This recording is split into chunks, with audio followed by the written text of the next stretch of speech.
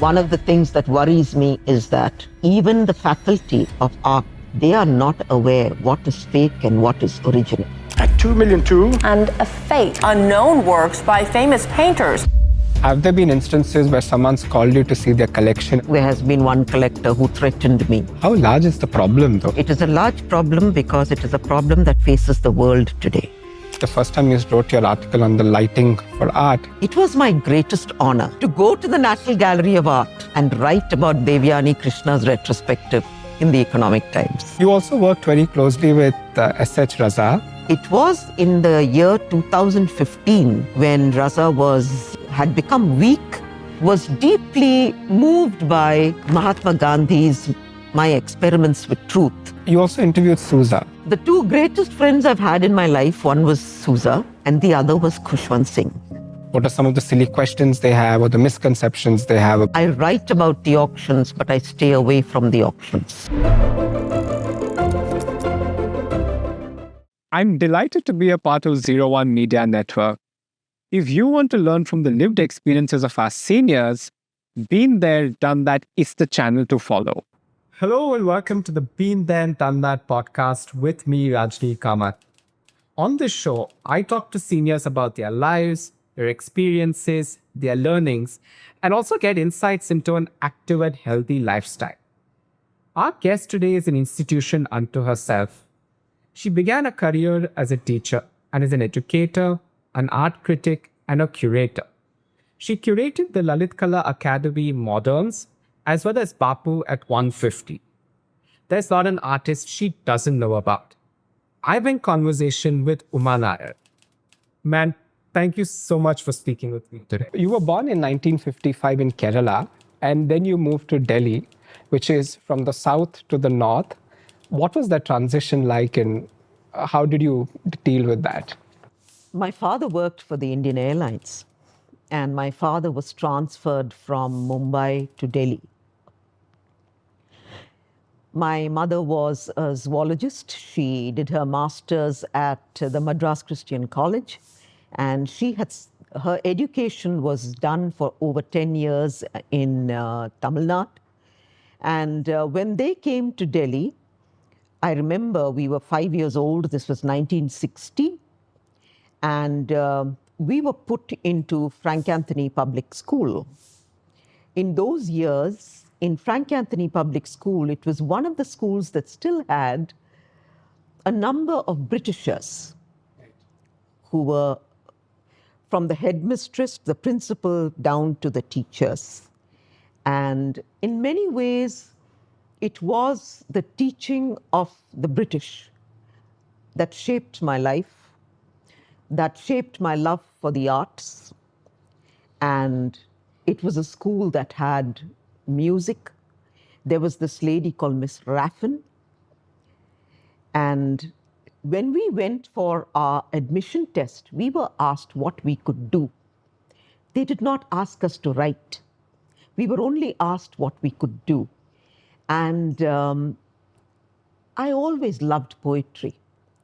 I remember my twin sister telling the headmistress, my twin recites poetry all the time.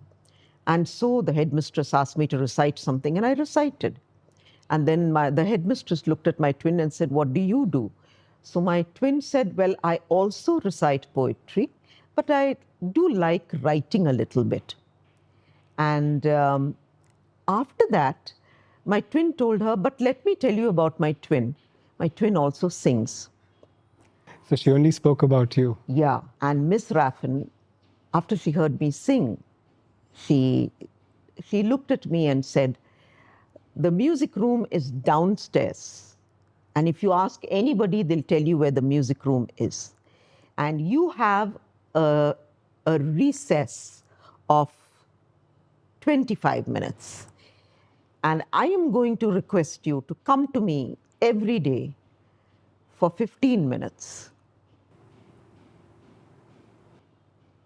And I just looked at her, and my twin asked her, but what would you do with her for 15 minutes? And she told my twin, I will train your sister. Nice. For 7 years, Miss Raffin trained me in Western music. So in today's world, I'm a trained singer. Do you sing often? I sing every day, I sing all the time. As a school teacher, I was also giving my students a lesson in the multiplicity of multitasking. So from the assembly, which is at 7:25 in the morning, you sing a hymn, or I put a group of students together, teach them a new hymn, and make them sing a new hymn. You finish that and you walk up the stairs and get into the classroom, and then you get into William Shakespeare's Julius Caesar. Yes, it is a very beautiful transition from the world of music to the world of literature. But I have always been known as the teacher who taught without a book. How easy was it as a teacher, though, to actually teach children, whether it was Shakespeare or singing? I mean, did you find it challenging, or was there moments, or it depends from student to student? I think when you love your subject, there's never a challenge.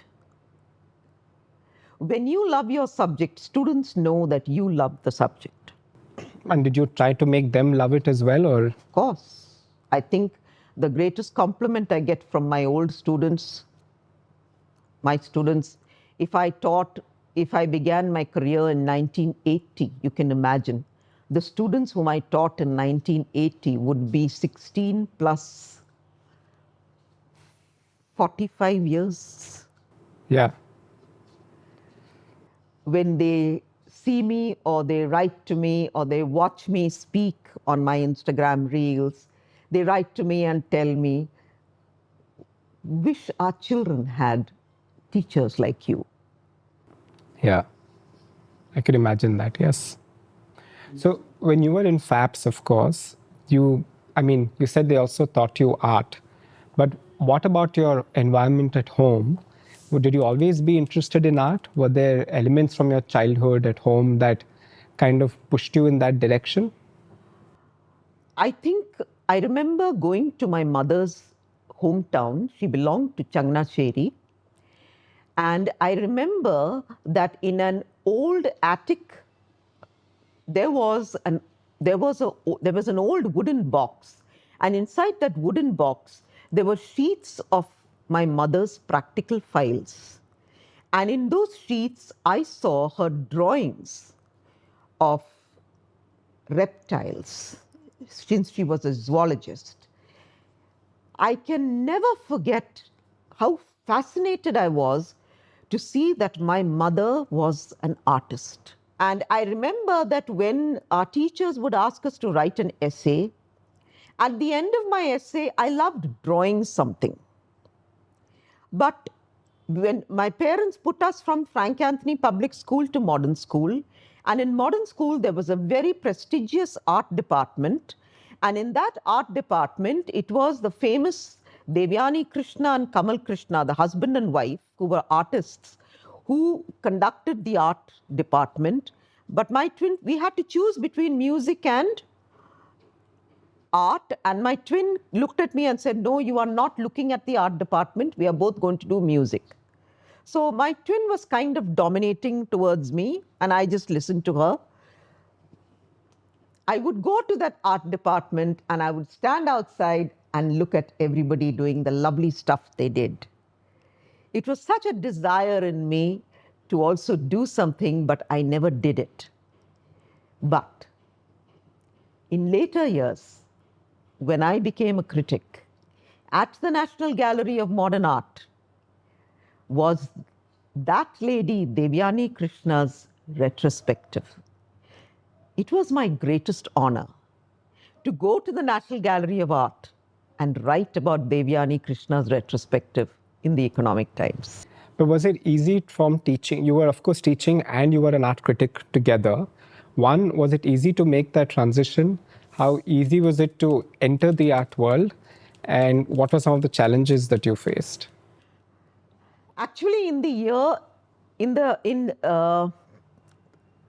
In 1987, in the month of December, I moved with my 2-year-old son to this home, my father's home. And because I had gone through a traumatic marriage, and my twin sister in the year 1989 migrated to Washington, D.C. And she sent me a ticket to go with my son for my summer holidays to America. I went with my son to America. My brother-in-law, Dr. David Balasundaram, who was a scientist with the NIH, he's driving us from the Washington, D.C. airport to Maryland, to our home. And when he's driving us, I am looking at this hoarding that I see of a woman in a white flamenco dress. Only 2 words are written, El Jaleo. Okay. And I asked my brother-in-law, what is the meaning of El Jaleo? Is it a painting? He said, yes. And he told me that it was a painting by a famous artist called John Singer Sargent. And the show had just opened at the National Gallery of Art in Washington, D.C. And I asked him, will you take me to see it? He said, yes, I'll take you on Sunday. Okay. And then? He takes me on Sunday to see the show. And when I walk into this, it's my first experience of walking into a gallery I've never seen. We walk in, and there is this 10-foot by 6-foot canvas of the flamenco dancer taking a twirl. And behind her are a set of musicians. There is only one painting, and there are 354 drawings for that one painting. Okay. And I looked at it, and I looked at the drawings. There's pin drop silence in that hall. There's not a sound. There are some people who are sitting, there are some people who are standing, there are people who come in with children, but the silence is what grips you. And you realize that there is a decorum when you look at art. Right. For those next 6 days, I would take that tube and go back to see that. It's just the same flamenco dancer. Same. I was fascinated with the lighting.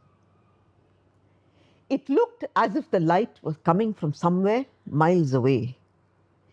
But when you study it, you realize there's something happening up there or down there. Right. And someone has done the lighting in such a way that the light is on her dress and the rest of it is in darkness. So the luminosity of her dress is actually the most fascinating thing. So what is more fascinating than the painting was the lighting for art.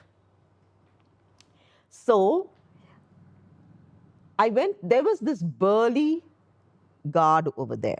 And I asked him, can I ask you some questions? And he looked at me and said, lady, I don't think I can answer your questions. Okay. And then he said he would call someone. And so he called someone.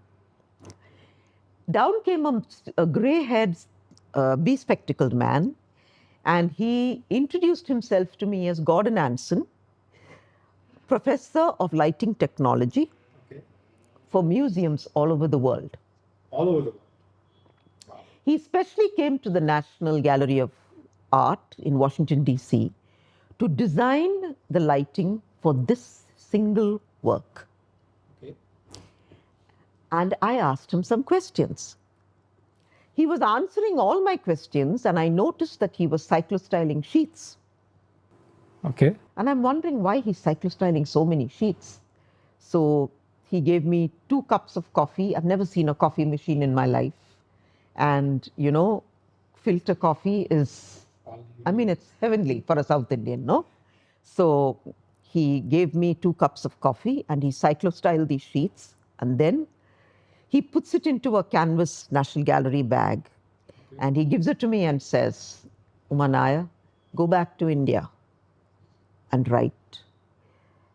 And I said, sir, I'm just an English teacher. He said, an English teacher who writes. I'm sure you love writing. I said, yes, I do. And he said, well, now you can focus your writing. And he said, you are born with the third eye. Not everyone in the world is gifted with that. It's given to us by our ancestors. Go back and just become the best. Don't think when you write. Always remember, it is your intuition that will guide you. Gordon Anson told me, write about the importance of lighting for art and peg it onto this exhibition. And he gave me 3 black and white photographs. Okay, that was it.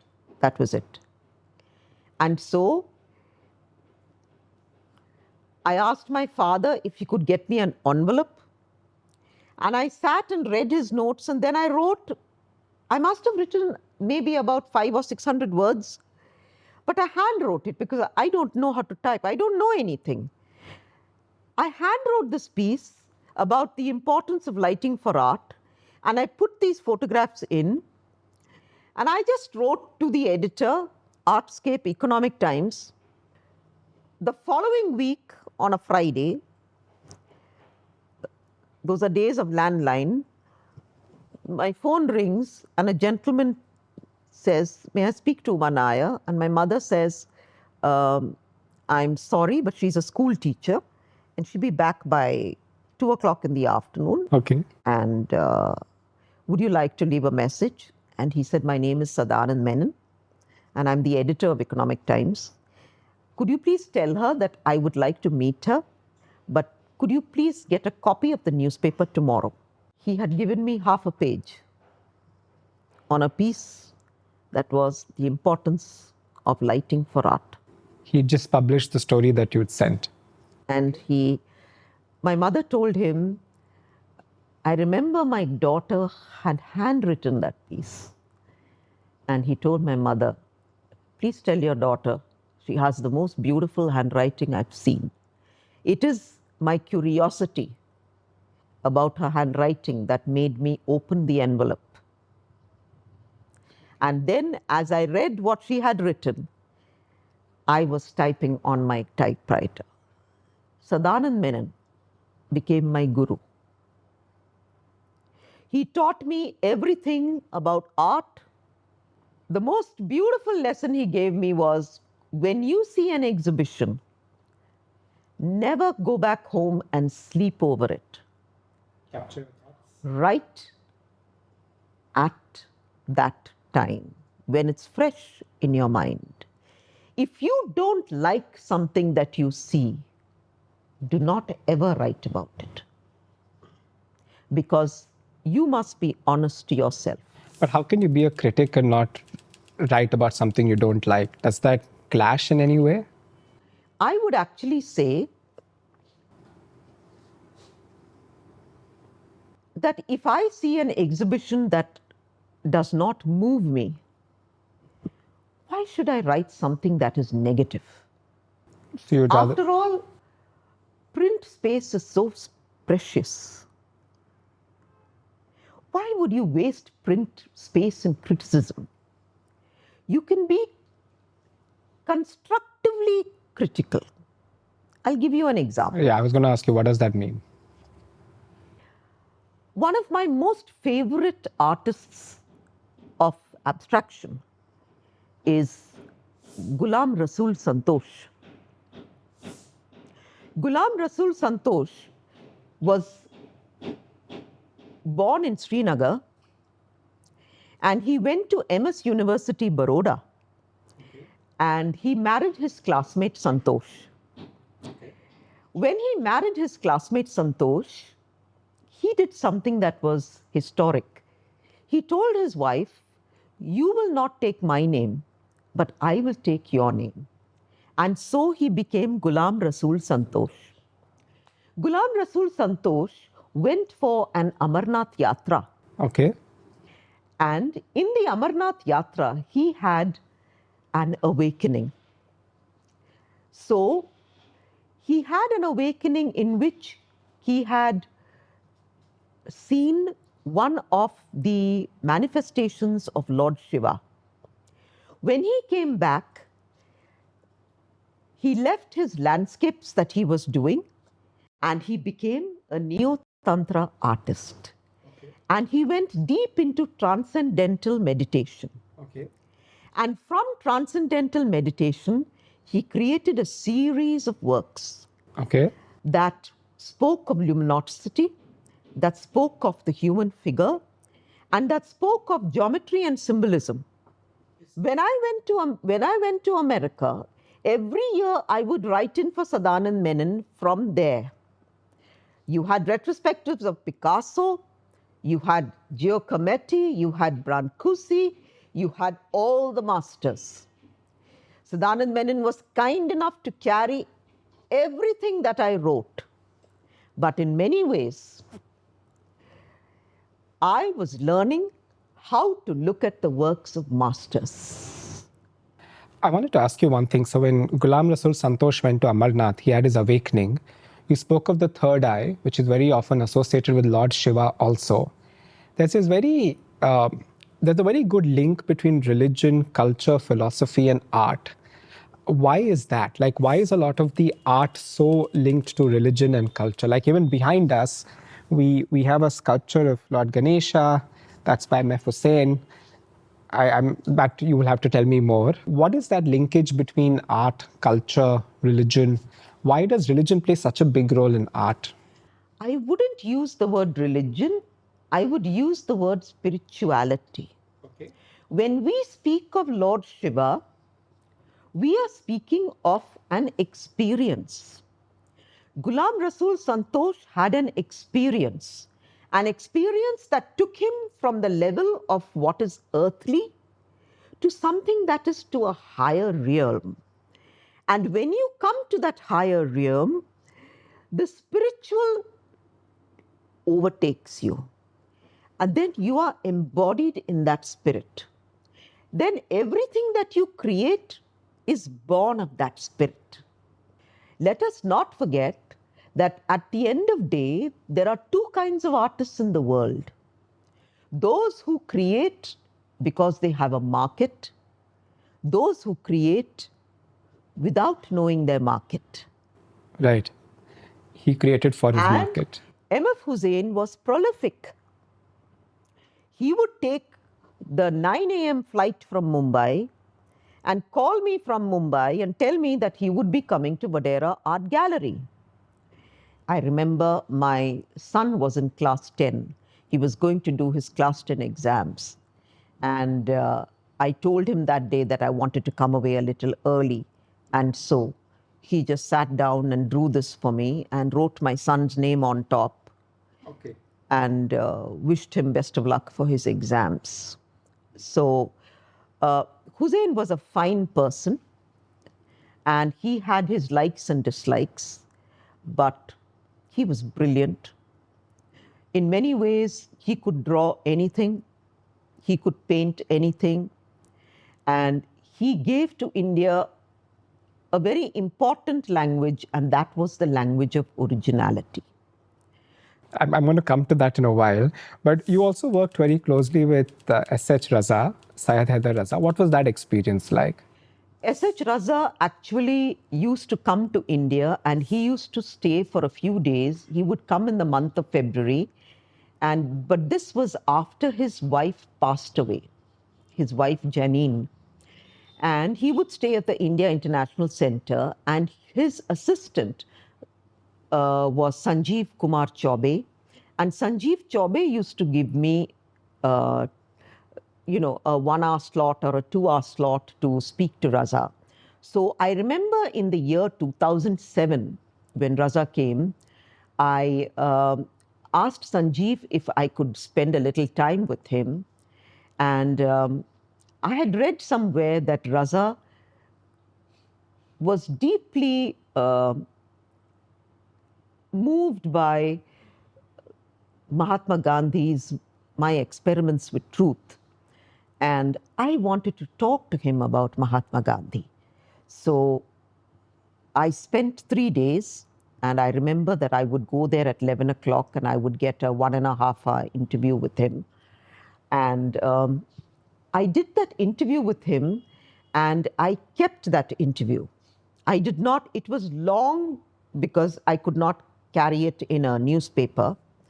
I kept that interview, and years later, when Raza moved to India, it was in the year 2015 when Raza had become weak, that I once again asked Sanjeev Chaubey if he could give me an interview with him. I went to meet him and I wanted to do a small show of Raza with artists who were close to him. And I called it 5 Quartets. I requested Sanjeev Chaubey to give me Raza's Shanti Bindu for that show. Okay.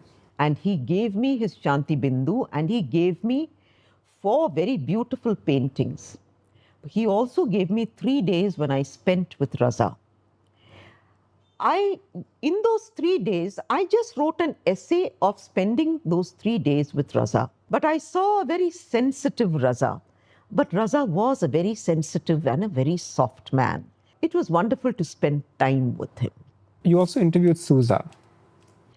Francis Newton Souza, I met Souza in the year 1993 at the Kumar Gallery, which is one of India's finest galleries. I remember in 1993, he rang me up and told me that Souza would be coming and he would be landing from New York in the morning.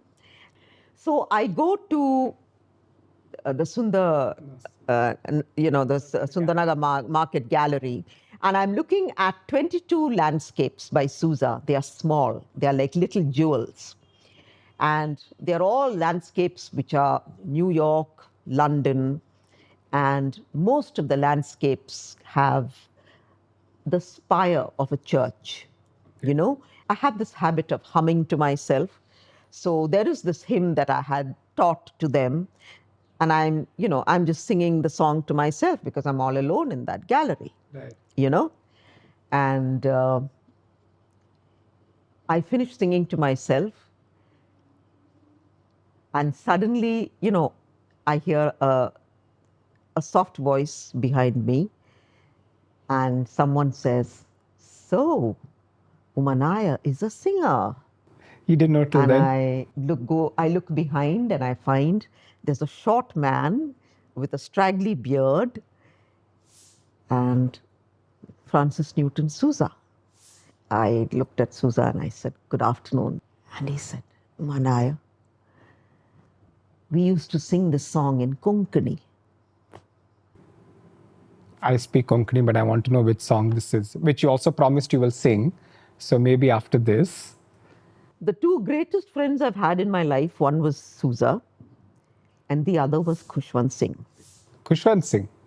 How did you get to meet him and what was that Khushwant Singh relationship used like? to read my columns in Asian Age. Okay. And I was introduced to him by Arpana Kaur when I was at Arpana Kaur's home when I went for dinner.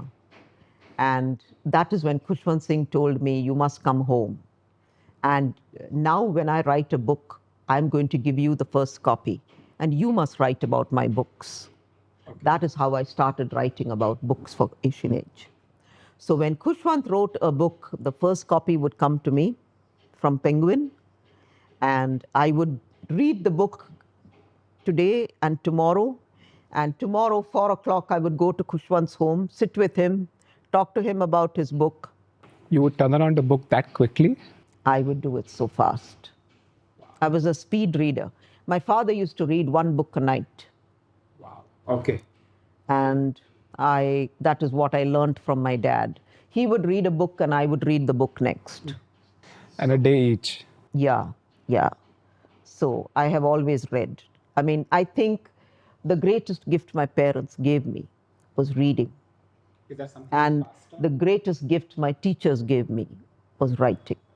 In the olden days, one of my favorite English teachers was a man called Mr. Daniel. He was 6'2" in height. He had 2 pairs of trousers and 2 shirts. But Mr. Mr. Daniel used to play basketball, and that is how my love for basketball grew. Mr. Daniel would ask us to write essays, and he would come back the next day to give us our books. And when he would distribute the books in class, the last book would be of the person who had written the best essay. And he would read the essay out to the whole class. Was it yours? And that would always be mine. And I copied Mr. Daniel's handwriting. Nice. We were talking about the line between inspiration and copying. You were telling us about the show in Gujarat. So when I use the term Purush Prakriti, it is my integrity that makes me say that it is a word that belongs to Hindu philosophy. And I will say where I have picked it up from. But I will not say that I have given this title and, it is mine. No. Actually, nothing is ours. Everything that we get from the universe is something that we have picked up along the line. And if it is an inspiration that comes from a book, if it is an inspiration that comes from somebody who has written it, we must say that. Because integrity is not something that is considered assumed. And if I am an author, people respect my integrity. One of the other issues that we've seen in the art world is a lot of art which may not be original. I don't know if the term is duplicate or, have there been instances where someone's called you to see their collection and you're looking at art and you're thinking, oh my God, this is not real. How do I break this news to this person? Or what happens at that time? It becomes a little uncomfortable, but there have been instances where I've had to tell very famous collectors that I have a little doubt about some of the works they have. And it has created a little bit of misunderstanding. It has even gone to the point that there has been one collector who threatened me, but I have just stayed away. And that is the best thing to do. I feel that when you realize that a work is not real, it is better to move away from the situation. Right. How large is the problem though? Is it very large? It is a large problem because it is a problem that faces the world today. But in India, with so many people getting into the market, there are too many fakes. You can't think that Francis Newton Souza or M.F. Husain would have made so many thousands of works. No. Yeah. That does not seem right. But I think that one of the most important things is that when these artists come to their later years, I think that is the time when they look back at life and they realize that some things will change and some things must be accepted. But you spoke about this and you said there can't be thousands, but India has seen this explosion of wealth. A lot of people, therefore, are investing in art. They think of it as an investment form. For some, it's a competition. For some, it's not knowing anything, but it's to show that they have that wealth. Do you come across such people, and what are some of the silly questions they have or the misconceptions they have about art, and how do you deal with that? Actually, I have become such a recluse. I write about the auctions, but I stay away from the auctions. What I do is that publicly, I don't write about something that I feel is not right. Got it. You said that the first time you wrote your article on the lighting for art, it was a handwritten note and you didn't know how to type. Yet one of the things you managed to do very successfully is transition from offline to online, where you've built a very vibrant community of people on Instagram, on LinkedIn. How easy was it to move from physical to digital? And did you enjoy that? Actually, in the beginning, there was only Facebook. Right. And Facebook was more about connecting with my students, I remember. So a lot of the photographs would be of my school events and things like that. This transition from the print media to online, it happened in the year 2011 when the editor of Times of India, her name was Anshu Tandon, when she is married to a cousin of mine, and she had been following my writing, and she asked me if I'd like to write for the Times of India, and that is when I began. That is when I started writing my blog for Times of India. See, the most important thing is that when you write, you want someone to read what you have written, from the first word to the last word. When you write something online, you are very conscious of the fraction of time. Yeah. So within those 3 to 350 words or 250 to 300 words, I need to say what I have to say so that someone reads it. Most of the people who read what I write on LinkedIn, I don't know them. It is a pleasure to have, someone with a European name, become your follower. And then when they repost what you have written, yes, you tell yourself that ultimately everybody loves a great work of art. And I think the most important thing for a writer today is that social media helps us to share. I follow you on Instagram, and you have a very, very engaged community of followers over there.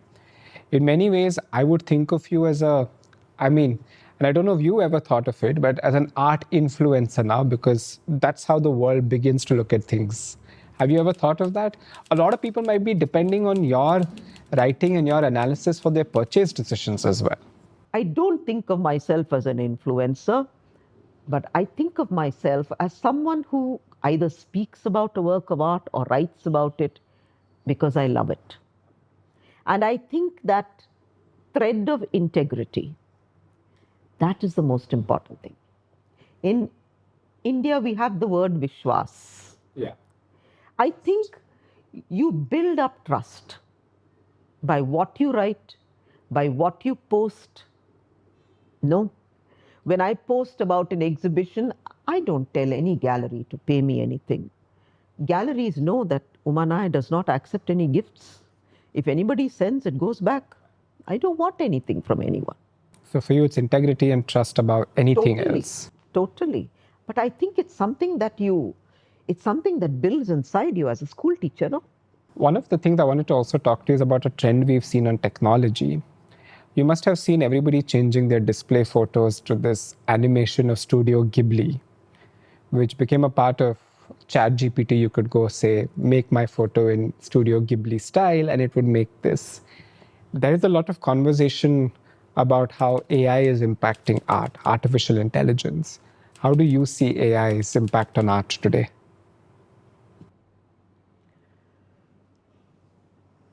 At the end of the day, I am known for my originality in writing. I have never used ChatGPT. I have no clue what it is. I have never used AI. If I have to use AI, I'm telling the world that my brain is no good. I inherited my brains and my power of writing from my father. He should not have been an engineer. He should have been a writer. Why would I give away what I have? It is my ancestors who've given me my qualities. Why would I give away what I have for technology? I have always believed that man is more superior than the machine. Number two, I see a lot of young curators in our country who are all using Chat GPT to write curatorial notes. I've gone to Bikaner House and read long notes. From the moment I read the first sentence and go to the last sentence, I know this is a Chat GPT product. No one will say that about my work. I feel that we must not make technology our God. No. It's assistive, but not God. The human mind has always been the most superior. No? William Shakespeare says, what a piece of work is man. No? That must remain. We must never be secondary. We must always be primary. No? No? I agree. I've started using No? AI a little See? bit, but not a lot. And the great Shakespeare, no? In Othello, no? He says, be true to thine own self, and it shall follow as the night the day. You spoke about the curation you did. I wanted to ask you a little bit about that. There's a lot of research that goes into curation. So, what are the top 3 or 4 things that you look at when you're curating an exhibition, for example? And how do you balance the artist's own creative pursuits with your sense of curation? I don't curate a show if I don't love the work. I have to like it. I have to love it. I can only write about what I respond to. That is my integrity. 1. 2, I must have the freedom to design a show according to what I feel is important. When artists come to me and ask me to curate a show, they are putting their faith in me. I must live up to the faith. And I think one of the most beautiful compliments that I got was from the new program director at Bikaner House. His name is Shehzada Khurram. And he told someone, when Uma Nair curates a show, the artist automatically is given a position that is higher than from where he came from. And when an artist is given that position, you know that she has put him in that space because of the work that she has done. You've seen the evolution of Indian art for the last 4 decades, right? Do you think it's finally getting the visibility it deserves? It's getting the visibility it deserves because also there are youngsters with deeper pockets and they also want to buy. And I think that in the auction world, it is these youngsters now who are adding their own synergy to the auction world. So there are youngsters who have deeper pockets, but are you seeing enough young people nurture their artistic talent? Are you seeing enough young people choose art as a career? One would hope that if there are young people who are going for art, they would find ways of originality and not ways of aping the West or anyone else.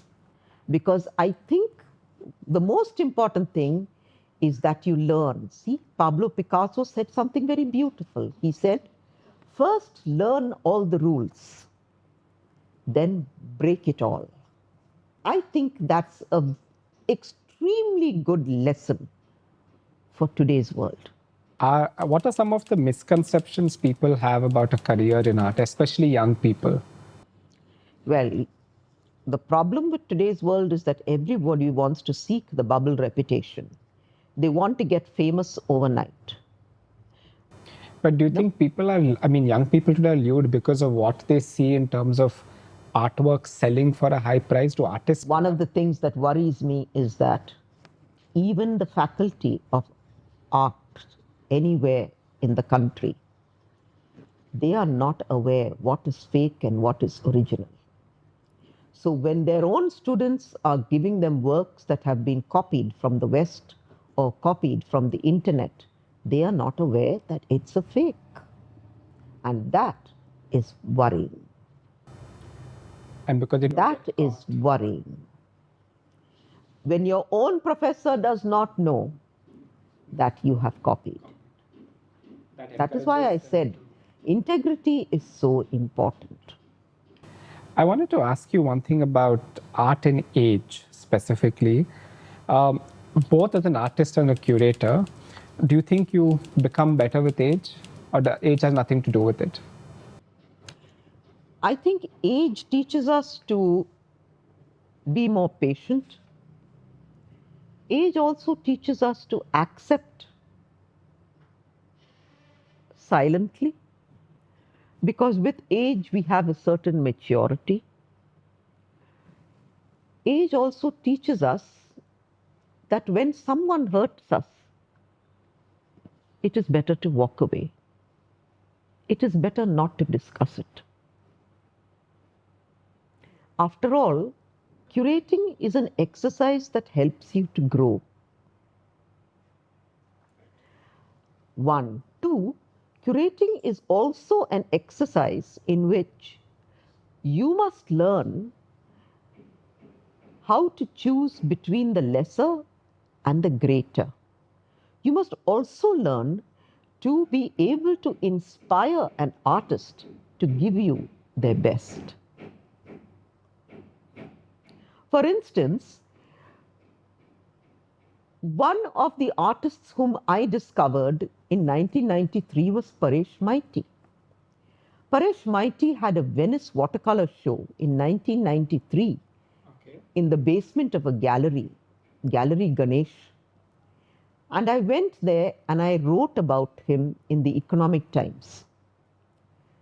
He was selling a watercolor for 2,000 rupees. I then wrote about Paresh Maiti. I wrote his first book in the year 2005. Paresh Maiti now is a multi-crore artist. I think the most beautiful thing about Paresh Maiti was he found his own journey. It is still his own. When I wrote his book, I did not ask him for money. What did you ask? I wrote 5 chapters and I took 5 paintings. 5 paintings, no money. But I think the most important thing is that an artist must know his own journey. This has been a wonderful conversation, but we have one last section, which is the rapid fire. I have a bunch of questions and it has to be quick answers. Okay. You can maybe expand a little bit, but not too much. Okay. Okay. Between paintings, sculptures, ceramics, and print, which one do you enjoy curating the most, or you can rate them in order of preference? Actually, it depends on the kind of exhibition that I'm curating. I have always loved ceramics because as a young writer, I could never buy a work of art, but I could buy a ceramic piece and I would go for the art heritage summer shows and buy ceramics for 200 rupees or 300 rupees. So when I do a group show like I did Purush Prakriti, I put in paintings, drawings, ceramics, sculptures, and prints. Prints. Okay. I put in all 5 because I believe that each medium is important. One good thing about aging is that most people think you will do work and you will deliver. One bad thing about aging. Your bones speak louder than the world. One thing you liked about being young. I was footloose and fancy free. One thing you disliked about being young. Is that I trusted too many people. One thing you have now that you wish you had when you were younger. My wisdom. One thing you had when you were younger that you wish you also had now. The ability to be able to go through 12 hours. One thing you regret in life or career. I don't regret anything. Nothing? I feel God has been very kind to me. Okay. Your favorite emerging artist? My favorite emerging artist at the moment is an artist whose show I curated last year. His name is Nandan Purkayast. Nandan Purkayas. And current underrated Indian artist? A current underrated Indian artist, if you ask me about someone who has passed away, it is Ghulam Rasool Santosh. Okay. And if you ask me about someone who is living, I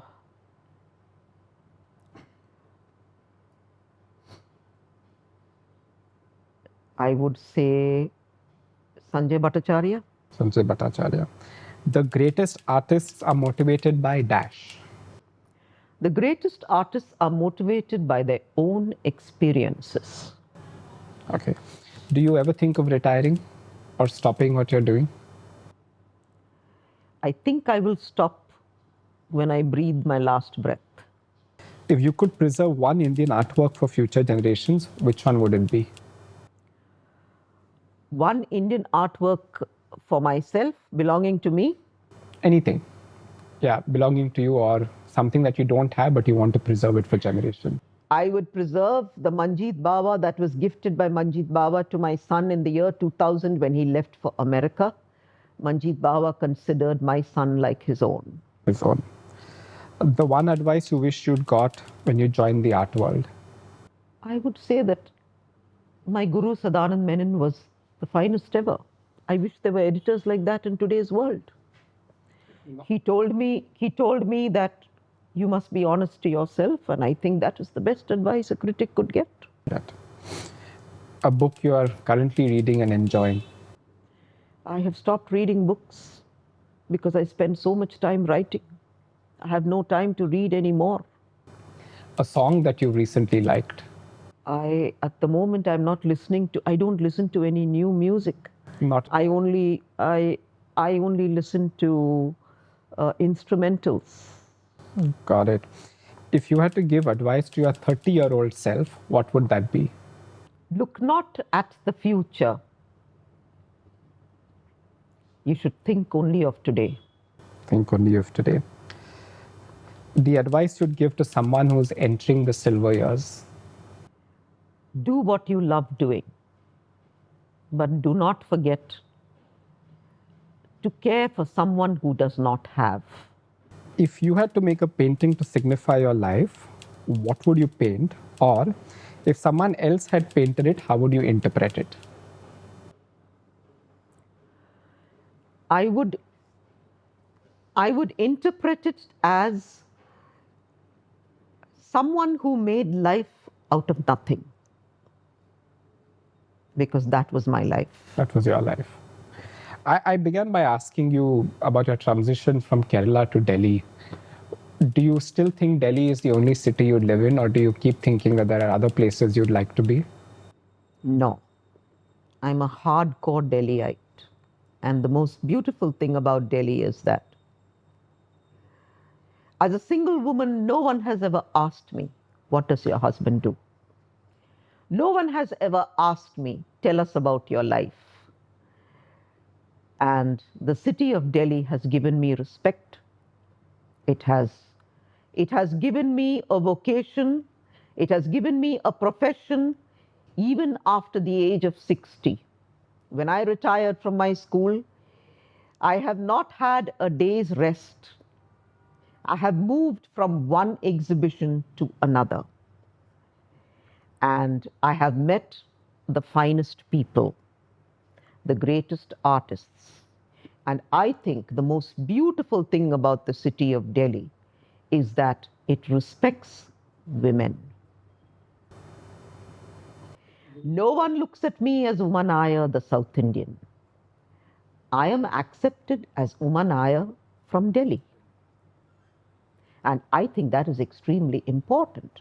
Ma'am, this has been a wonderful conversation. Thank you so much for speaking with us. Thank you.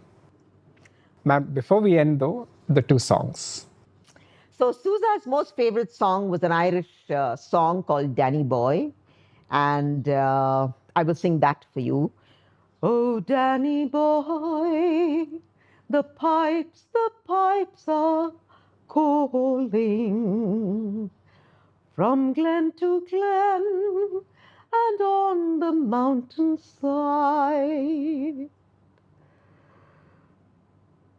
The summer's gone and all the flowers are falling. 'Tis you must go and I must bide. This is wonderful. The Savior is waiting to enter your heart. Why don't you let him come in? There's nothing in this world to keep you apart. What is your answer to him? Time after time he has waited before, and now he is waiting again to see if you're willing to open the door. Oh, how he wants to come in. This is wonderful. Thank you.